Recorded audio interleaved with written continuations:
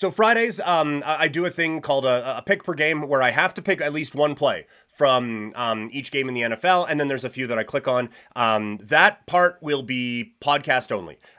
There are certain rules against gambling and whatnot on Twitch, and quite frankly, I don't know what they are. They just say, hey, does this content have to do with gambling? And I'm like, well, kinda. But I don't. I think I would be okay, but I don't want to risk it when we're just starting these things off. And so for full picks that I clicked rundown, you'll have to go to the podcast for that. So before we get into the full breakdown, though, it's the day after a scary situation on Thursday Night Football. You've all seen it by now. Tua Tagovailoa goes down in a heap. And it's another concussion, I believe the fourth that we have seen in the last couple of years. And it's scary. And so first and foremost is you just hope the guy is okay. Because you're getting into very scary territory with that. And it is something that affects the rest of his life in a significant manner. So you just hope that it is okay. We come across this in the fight world a lot where it's, well, this guy needs to retire. This guy needs to retire. And it's tough to tell someone they need to retire. But it will be, like, it was already a little bit like you were just starting to kind of ease into, okay, maybe he's not going to get hurt all the time but with him. And if he does get out there, it's going to be uncomfortable to watch the entire time if he's out there and he's getting hurt. And I know you can't put a price on health. And I know that really what should be done is try to save this guy from himself if he wants to get back out there. Because we are talking about just a life-altering amount of brain trauma that he has had to endure in the last little bit. Like, when you get knocked out in that way, now twice, where it gets, like, everything just kind of seizes up and limbs are going in places that you wouldn't be if you were of this world, we're getting into very, very serious territory with this guy. And so I think hopefully the right decisions medically will be made for him as a person. Like he's made about $75 million. It's probably going to be okay. But that being said, he is in year one of a 4-year contract worth a guaranteed $167 million that could end up paying him around $220 million. That's a lot of money to just be like, yeah, deuces, man, I'm out. You know, that's quite difficult to pull off. In just like, yeah, nope, not gonna do it. Retiring. That's it. I'm out. I don't 167 what? No, I don't need that at all. That's a lot to just be like, yeah, I'm good. And so from a financial standpoint, again, you cannot put a price tag on health. But if you were telling me that I had all I had to do was just try to not get hit in the head for $167 million, I would try to not get hit in the head for $167 million, but still try to go out there and play. Like, it is a difficult decision, and one where medically there is absolutely a right answer. And honestly, there probably is a right answer anyway. Again, he's made over $70 million, and he probably, like, quarterback at Alabama, you can endorsement deals for forever. The guy can open a car dealership tomorrow and be set for the rest of his life out there, or at SEC Network or Dolphins, whatever. You know, like, there are other jobs that he could get coming out of this if he were to retire. You just, again, you hope he is okay, and you hope the right decision is made. All right, let's get into the preview for the upcoming Sunday. We start with Cleveland taking on Jacksonville. As the season goes on, these will get a little bit more statistically oriented. Obviously, eye test as well. But I feel like we need at least a couple data points before we can go in, oh, well, this team ranks 32nd in EPA per play. It's like, yeah, no shit, they had one bad day. Let's chill a little bit here. So we're not going to get too far into it. This is just going to be more gut feel type stuff for the first week or two doing this. It is Jacksonville. They are 3-point favorites, and the total sits at 41.5 for their game against the Cleveland Browns. The Jags had a lead against Miami, but lost it on a goal line fumble. I do worry that I think we're all just assuming that Cleveland's entire team is going to be bad. This defense was still very good last season. And while we do like to get on the Dallas Cowboys, they do have a pretty good offense. So I do think that there is because of Deshaun and because of the whole situation and because they're the Browns, it is very tempting to just be like, yeah, whatever, they suck, move on, play whoever you want. And I don't necessarily think that's the case. And so I would caution if I were looking at the Jags here. I would caution just assuming that this team is going to be awful. Because I do think that there is I do think there is something there, especially on this defensive unit. So I do think you have to be a little bit wary of that team. And so just be careful in assuming that this defense isn't going to be anything for the rest of the year. That being said, I do think that Jacksonville comes up with a win in this spot. Like even if we are underestimating this defense on Cleveland, I still think Jacksonville wins, and I still think they probably cover. But I do think the under is in play because I don't think they score a lot, and Cleveland's definitely not scoring a lot. So 41.5 under, and Jacksonville are my official picks for this one. From a fantasy standpoint, there's probably better options out there than Lawrence this week at quarterback. You probably, if you had him, hopefully maybe a bit more of a quarterback 2 role for your team. I do think there'll be some deeper leagues that you can play him in, but I think that he's going to have a better real life quarterbacking day than a fantasy football day. I do think Thomas is a go for this week. I'm not sure about the rest. Also, Thomas is a good value in daily fantasy at 4.8K on DraftKings. Bigsby is an interesting watch and see to see what he does here in a second week. It looked pretty good in week 1. And does he start to eat into the ETN carries a little bit? And lastly, Jerome Ford is a start for me, and Amari Cooper as well. You kind of have to, given the draft capital that you would have used. But other than that, we're probably avoiding this week. Indianapolis taking on Green Bay. The Colts are 2.5-point favorites. The over-under sits at 40.5. I have no idea how Malik Willis is only a 2.5-point dog against a real-life National Football team. I am still a little bit concerned about the Green Bay defense and what they can do. I did pick this team to finish with the best record in the NFC. That seems very much out the window now.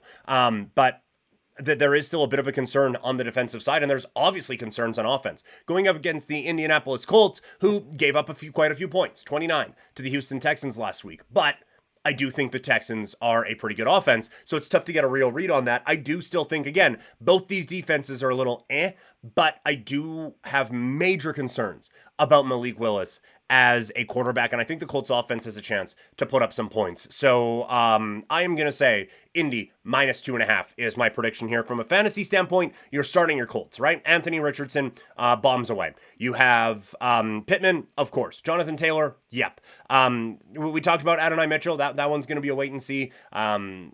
But your main guys in this one, you're starting for the Colts. For Green Bay, it's a little different. I think they're going to be able to run the ball like Joe Mixon did for the Texans in week 1 against the Indianapolis Colts. So I think Josh Jacobs is actually a very good play this week. Reed had such a good week 1, it would be tough to sit him in week 2. I wouldn't be going Watson. I wouldn't be going Dobbs. Luckily, you probably drafted those guys in a spot where you don't necessarily need them. So I would be avoiding them and just kind of waiting and seeing what this offense might look like. Las Vegas taking on Baltimore. The Ravens are favored by 8.5 with the total at 41.5. I just don't know how Vegas hangs in this game. They have Devontae Adams, but that is kind of it for talent on the offensive side. Myers isn't bad either. Bowers is interesting this week, given the issues that Baltimore had in defending the middle of the field, and I know that it was more Rice running slot routes like that, but I do think that Bowers is going to have a real opportunity to put up some big points. We'll get to that in the fantasy standpoint of it. But overall, I don't think this offense is built in a way that they can take advantage of what looks like a few defensive holes on the Baltimore side. Now those holes showed up against Kansas City. So Vegas is not that.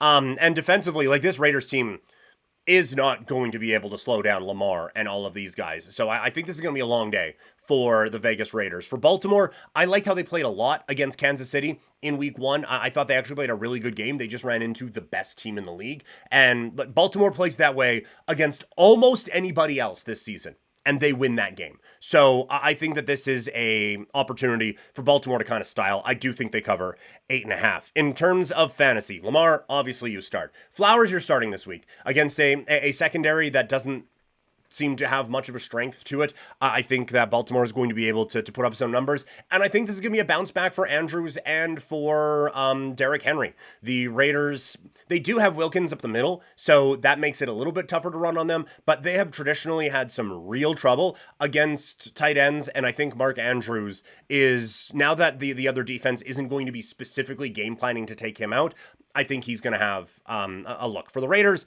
it is Adams, and that's it. And for Baltimore, sorry, for Likely and for Hill, probably just like if you picked them up because you needed them, then you're probably playing them anyway. But I would try to avoid it and just see. I think Hill is going to have a little bit more value even in a positive Baltimore game script than people are assuming. I think that there is always going to be room for a pass catching running back on teams, and so like it's not like Baltimore's just never going to be in third down in this game. And honestly, if Baltimore gets up by a ton, maybe they just go with Hill anyway and just rest Derrick Henry. So there is some room for Hill to have a big game in here.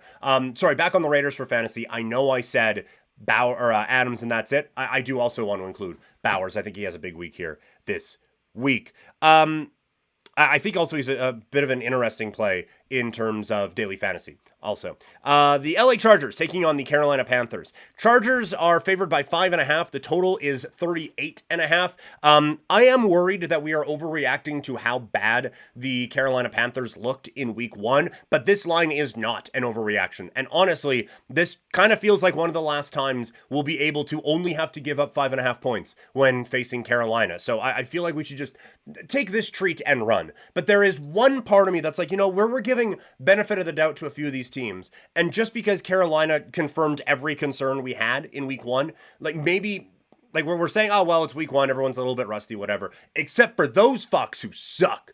I have concerns that we're overreacting a little bit, but overall, Chargers are a better football team. Even if we're not overreacting to Carolina, Chargers are a better football team.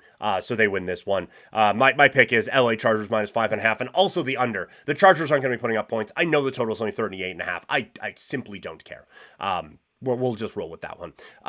From a fantasy standpoint, Herbert struggled in week 1. This matchup looks really tempting and going to be difficult to pass up given that Derek Carr lit them up for almost 30 fantasy points. McConkey is interesting. J.K. Dobbins, I think, is a must start this week. And I don't trust any weapon that Carolina has. Also, LA's defense at 3.4K in DraftKings is pretty dope. So we're going to roll with that. New Orleans taking on the Dallas Cowboys. Dallas 6-point favorites. The over-under is at 46.5. I think the Cowboys will dominate this game. I don't think the Saints are all that good. That they kick the shit out of a bad team. I think this is going to be a come back down to earth moment a little bit. I do think overall the Saints have a good defense. I do think overall, though, Dallas has a good offense. And so I think they're going to be able to put up points. And I think, like, Derek Carr struggles mightily against pressure. Micah Parsons, really good at bringing pressure. And so I think Micah Parsons alone is going to be enough to game wreck this one. I think Parsons has a big day. I think New Orleans doesn't. I think the Dallas Cowboys win this one, and they win it more by 6. And I also think that the under covers in this one at 46. From a fantasy standpoint, you're starting Lamb. You probably have to start Dak based on where he was being drafted. If you can pick up a Stafford in this spot, I think that's a better play personally, but if you have to start Dak, I don't think you have to rush out and pick someone up, but it's just if Stafford's available, that's a better move. Zeke is an all right option at running back for New Orleans. Olave, I think it's a bounce back. Kamara, I think still looks quite good. Derek Carr is an absolute 100% no-go for me. Really awful football game as the Giants take on the Washington Commanders. Washington favored by 1.5. I have no idea in this game. Both teams are very, very bad. The only unit in this game that isn't just downright atrocious is the New York Giants defense. And so I think with a couple of the pass rushers that they have potentially giving problems to Jaden Daniels, I will go Giants plus 1.5. I do think rare will be the times that we get to actually get points and pick against Washington, so we just have to take advantage of that when we can, right? So we are going to do that. From fantasy, Neighbors is a must if he is healthy. Singletary if you are desperate. Daniels if you are desperate. And that's probably it. Jets taking on the Tennessee Titans. Jets are favored by 3.5, with the total sitting at 41.5. The Jets had a rough one in week one. I am worried about this defense. Last week, they got absolutely torched by San Francisco. Now, Tennessee is not San Francisco. But it does feel like with Pollard looking a little rejuvenated, I still think there's something there with Tyjae Spears. There's a chance Tennessee can run this ball on the New York Jets in the way that San Francisco did and really control this football game. Levis has to cut down on some of the mistakes, and I think Robert Saleh game planning against him is terrifying. So that is keeping me from clicking on this one. But I am going to take Tennessee plus the points at 3.5. From a fantasy standpoint, I think Pollard is an interesting play after Mason's game last week. I think you start your studs on the Jets side. I wouldn't be buying into Rodgers, and I wouldn't be buying into Allen Lazard. The team that the Jets lost to last week, the San Francisco 49ers. They take on the Vikings of Minnesota. San Francisco favored by 5 points in this game with a total of 46.5. This one is also very tempting to take San Francisco. They looked good on Monday against the Jets, and I think the Jets are better than Minnesota. The one thing that's keeping me from actually clicking on this game, and it's probably going to keep me from doing this against Minnesota a few times this year, home field is a real advantage for this team. And so I could see this being one of the red zone games where we keep going to it and keep going to it and keep going to it. It's like, how is this close? Why does Sam Darnold have the ball with 8 minutes left and it's a 3-point game and the Vikings have a chance to take the lead? Why? Why do we need to we need to ice this game away here with a late field goal or something? So I'm not going to click on it, even though I 100% see a world where we just wake up on Monday. It's like, well, the 49ers won by 50. Also, just going back to the other one, I can kind of see that with the Jets. I'm picking Tennessee in that game, but there is 100% a world where we're just like, oh, no, we overreacted to everything on both the Jets and the Titans. The Jets are quite good, and they just kicked the shit out of Tennessee, but that's not my pick. Anyway, back to San Francisco from a fantasy standpoint. You start your 49ers. I think Purdy is a really solid option this week. Also, I think he's getting better. So that's interesting. CMC, it was just announced while I was recording this that he's out for another game. So Mason becomes just an automatic start for you there. And also a very good play in daily. He's still just at 5.5K. Although I wonder if they adjust that. It's more algorithm based, so I don't think they can. Although they might, if they want to. From Minnesota standpoint, it's Jones, it's Jefferson, and I don't think you can trust anyone else. Seattle taking on the New England Patriots. The Seahawks favored by 3.5, and the total sits at 38.5. People are worried about Seattle. I think they're going to be fine. I think that they were a team that it was week one. It's a new coach. It's a new offensive philosophy. It's a new defensive philosophy. They got a soft landing spot against Denver. They now have 60 minutes of figuring out what this is supposed to look like in game action, and now it's going to be better. There are going to be rough stretches in this game. This is not going to be the most watchable football game. Probably not going to go down in the lore of Seattle against New England games by any stretch of the imagination. But I do think people are overreacting to things on the Seattle side. Pat's defense is going to keep this one close for a bit, but I think the Seahawks pull away and pick up a win. For Seattle, DK is a play. If you have Lockett, you're probably playing him. If you have JSN, there might be better options. That's not an auto play for sure against a pretty good defense. I do think that there's going to be a lot of focus on DK in this game. You have to start him, but I do think that could open things up for JSN and for Tyler Lockett in this offense. So I do think that they are interesting plays here this week. Charbonnet is a really strong play. Whether Walker's healthy or not, I was saying all offseason, we are forgetting how good this kid is. And he is a real viable option in the run game for the Seattle Seahawks. And don't start any Patriots ever. Tampa Bay taking on the Detroit Lions. The Lions favored by 7.5 points. I think this is a little disrespectful to the Bucs. I do think that Detroit is a very good team, but I think Tampa Bay with Baker Mayfield, Mike Evans in this offense, I think they'll be able to kind of keep pace a little bit and at least try to keep this close. I think this is going to be a pretty high scoring game. And I do think that this is a very intriguing option for to take Tampa Bay and the plus. So we're going to take Tampa Bay plus 7.5 in this spot. it's going to be difficult for them to slow down Detroit, but I also think that Baker and this offense will probably put together a couple like 10, 11, 12 play drives and eat up some of that clock and keep this game closer than people expect it to. From fantasy, I don't think it is going to be a day to play Baker. I think it's going to be, again, a better real life quarterback day for him than a fantasy one. Evans and Godwin's are plays. Rashad White's okay. And again, based on where you had to draft him, you probably have to play him. I would be keeping an eye on Bucky Irving, though, because he is starting to really impress some people out in Tampa Bay. You're starting your Lions.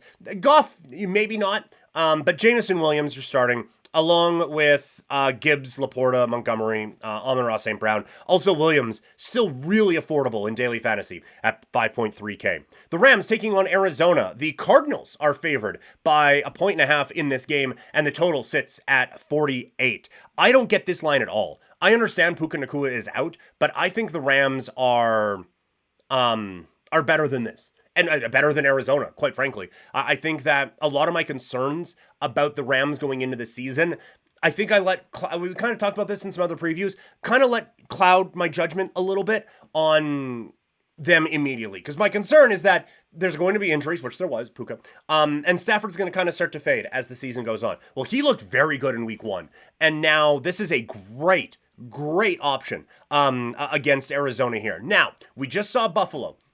That offense is no joke. Maybe Miami's a little overrated on the defensive side, but I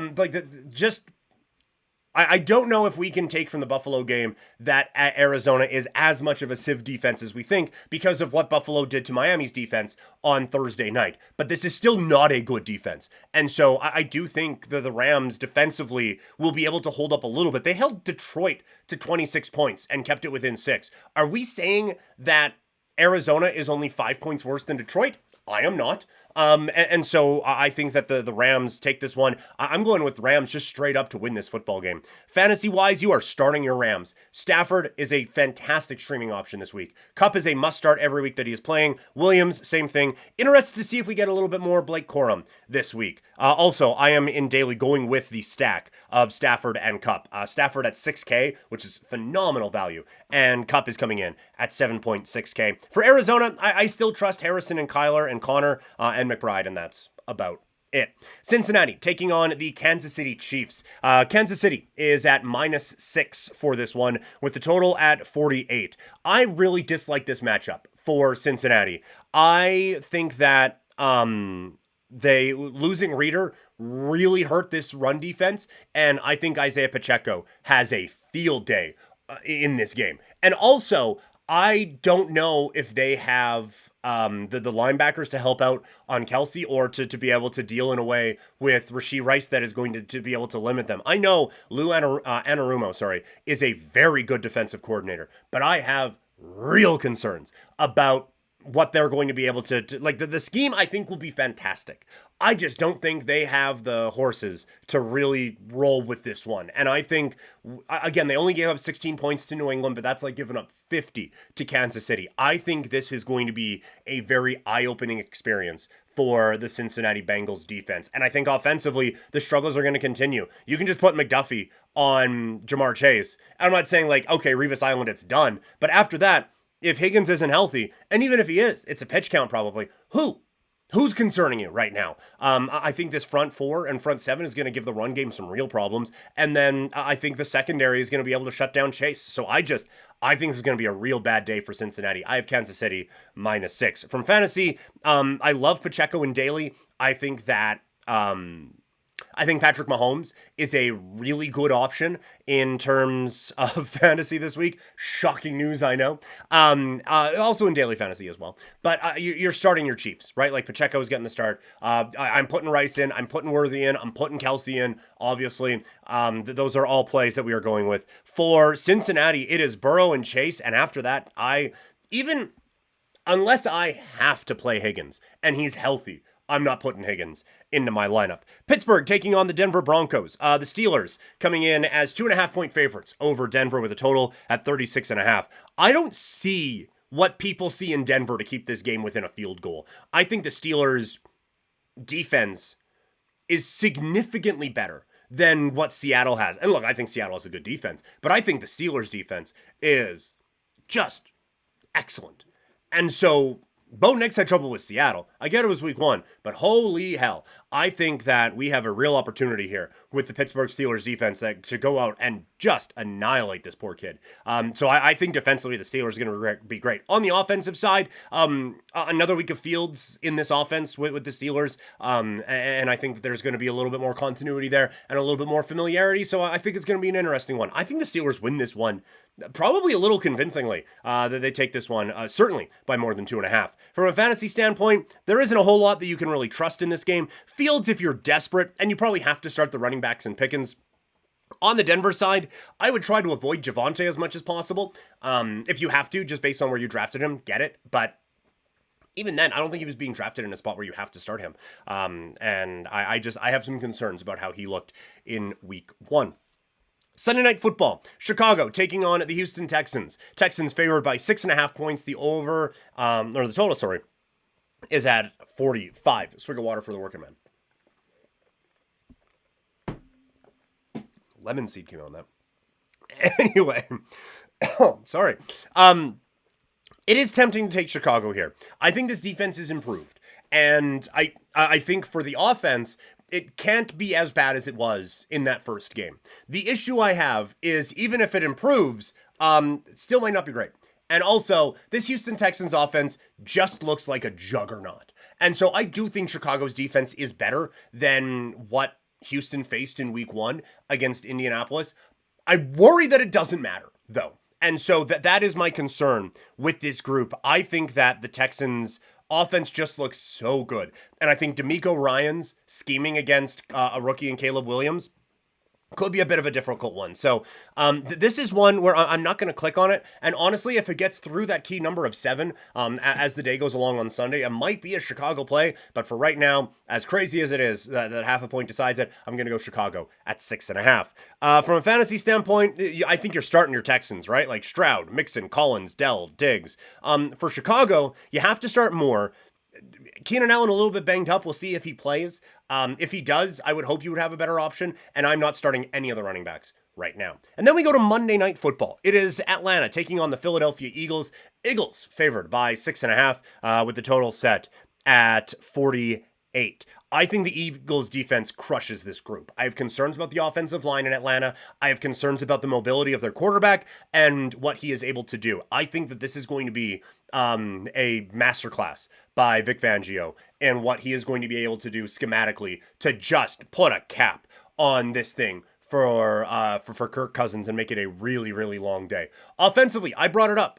I have some slight concerns about Jalen Hurts and what this offense looked like in week 1. Yes, they put up some big points, but there were some decision-making issues that I had that I just have grave concerns about for this team. But they're still going to put up points, and Atlanta's defense, while better with Judon and Simmons as well, isn't necessarily built, I don't think, to help stop this team. So I think this is going to be a real wake-up call for Atlanta, and honestly, maybe a little bit of fool's gold for the Philadelphia Eagles, but the Eagles take this one minus 6.5. From a fantasy standpoint, you're starting your Eagles. It's Hurts, Barkley, Brown, Smith, and Goddard if you have to. And no Cousins at all for Atlanta, but London, Bijan, and Pitts. And that's it for the Atlanta Falcons. So those are the picks for week 2 in the National Football League.